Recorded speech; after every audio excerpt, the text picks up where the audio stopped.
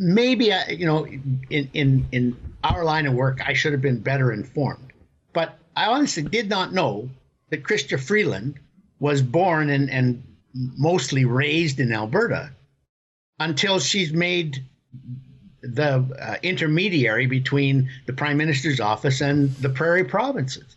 So it's not like she's ever been extra proud. And I'm not saying she's disparaged or whatever. I like, it's not something that you knew because she was always talking about it. Yeah. But now all of a sudden she's the proud daughter of the peace country of Alberta and in touch with everything going on in the West. And she's going to save the relationship between the Prairie provinces and the federal.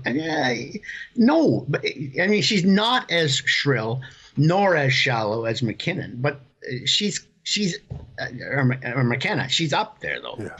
And she got big strokes, for instance, during the free trade negotiations in Washington a couple summers ago, because she bought the press gallery ice cream. Yeah. What in heaven's name does that have to do with anything? Yeah. It has nothing, but that gives you an idea of how eager most mainstream reporters are to like liberals. Yeah. Oh my goodness, she's just such a delight. She comes and she talks to us and she brings us ice cream, and that must mean she's doing a good job on free trade. Yeah. Well, I mean, there's a total disconnect on those two things, but okay. Yeah. Well, I mean, it reminds me of during the election where Justin Trudeau handed a CBC reporter a little bowl of poutine and said, "We take care of the CBC." And listen, that's Trudeau making an unfunny joke that's actually a true statement. But then for that reporter to gleefully dig in showed absolutely the master-servant relationship. That's what I took away about that scene. It's not just how shallow Chrystia Freeland was, but how obedient, how easily pleased and domesticated the media were. I think some of the media in Alberta will be easily persuaded that way. But I think that there's a growing sense, even amongst what I call the media party in Alberta, that there are real problems, and simply, the shallow tricks like that aren't going to solve them. A couple of examples of what I think is more serious are things that Trudeau said, either directly or indirectly in the throne speech. They spent about the first quarter of that throne speech, which was mercifully fairly short. They spent about a quarter of it talking about increasing their commitment to fight climate change, which we are always very worried about and need to be very worried about in the West. They spend about a quarter of it. And then there's a sort of throwaway line. Oh, yes, and we promise to use equal effort to get the West's resources. No, you don't. Mm-hmm. Nobody buys that. If you've just spent all your time talking about climate crisis, emergency, must do drastic things, get bolder, take more action.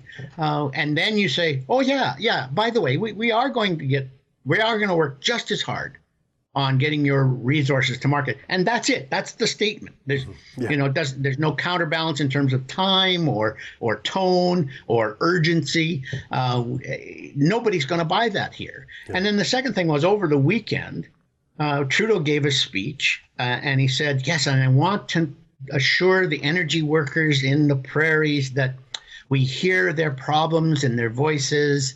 And first of all, we don't like to be talked to like we're at some group counseling session in a Fern bar in downtown Toronto.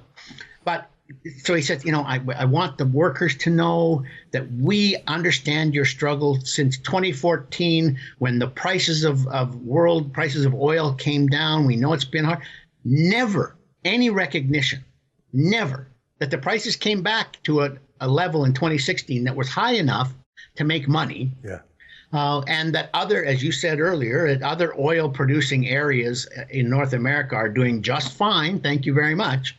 And that the problem here, the barrier in Alberta is not geology. We know where the oil is. We know how to get it out of the ground. It's not geography, because we can get it to market if you let us. It's political.